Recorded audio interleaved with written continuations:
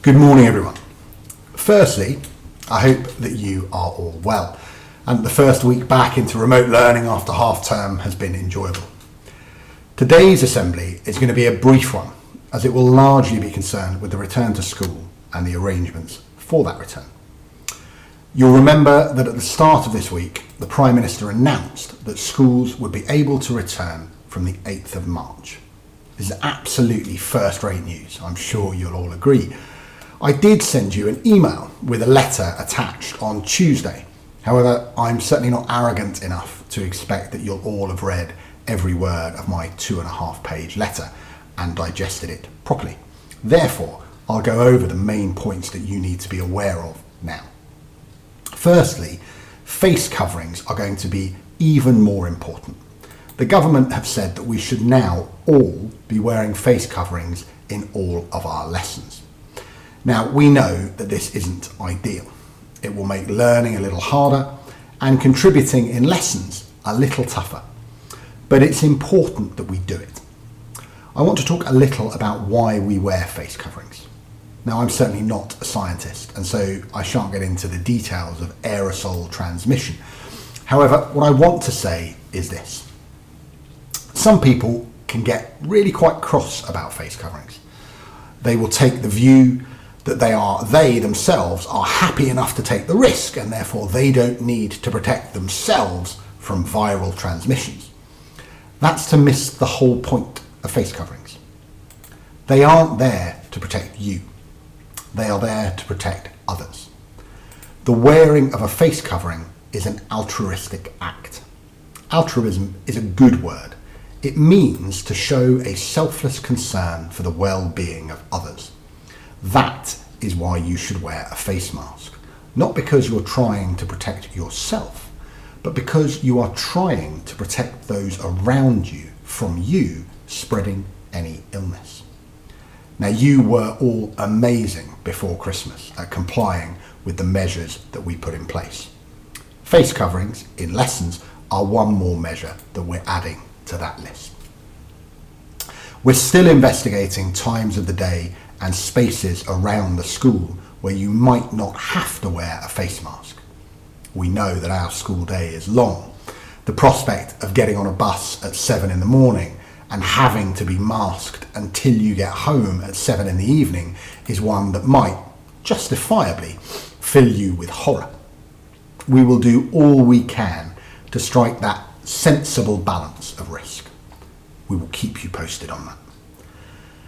You'll also know that we'll be testing you more than we have done in the past with lateral flow tests. It's really important to talk about what the point of these tests are. They are not a passport test. Getting a negative COVID result from these lateral flow tests doesn't give you license in any way to stop doing the stuff that we know works. Hands, face, space are all still going to be vital. Sensible behaviour inside and outside of school is going to be important. We are still in a national lockdown and we want you to act responsibly. We will test you, but only to do what that test is designed to do, which is to check on the incidence of the virus in our community. Our nursing team will be in touch with you over the coming days to ensure that you know when and where you are being tested. You will probably have some practical questions. Do we have to wear a school uniform? Yes, as last term. Will there still be lunches in the dining room? Yep, same as last term. What about sport, music, drama? It'll be the same as last term.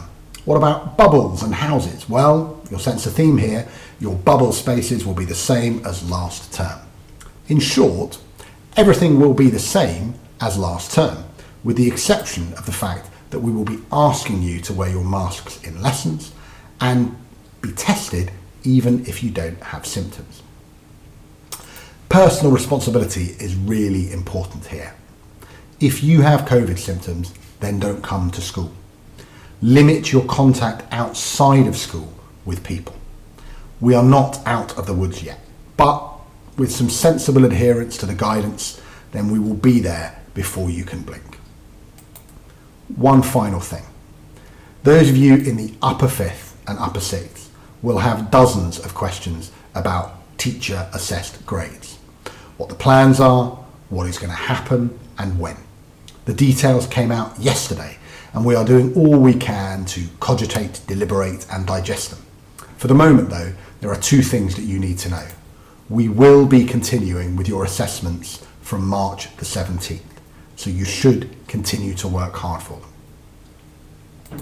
They're important, but they aren't going to be the only thing that your final grade will be based on, so please keep a sense of perspective about them. The second thing is that next Tuesday, Mrs. Stotesbury and I will be hosting 2 online forums, one for each year group, where we will give you a briefing on exactly what we know and what it means for you here at Prior. We will also, within those online briefings, give you an opportunity to ask questions. I'll finish by saying this. You have all, in every year, got a wonderful opportunity over the next few weeks. Very few people, other than students and those who work in schools, are able to get out of their houses. You can. Very few schools have the quality of provision that we offer at Prior. You'll have sport, music, drama, clubs and societies, all running as normally as they possibly can. Yep, you'll have work as well, but you'll be back in school, seeing friends and enjoying life. Please try and enjoy it to the full. Don't spend your Saturdays at home. Be in school, throwing yourself into it. Don't head home as soon as you can when the school day ends. Crack on and enjoy the wide range of activities your teachers have put on for you. Remember that you've spent the last 2 months stuck inside, away from opportunity and away from people. Do not miss the chance to get outside and to connect with your friends in every way that you can. We cannot wait to see you all. Have a great weekend.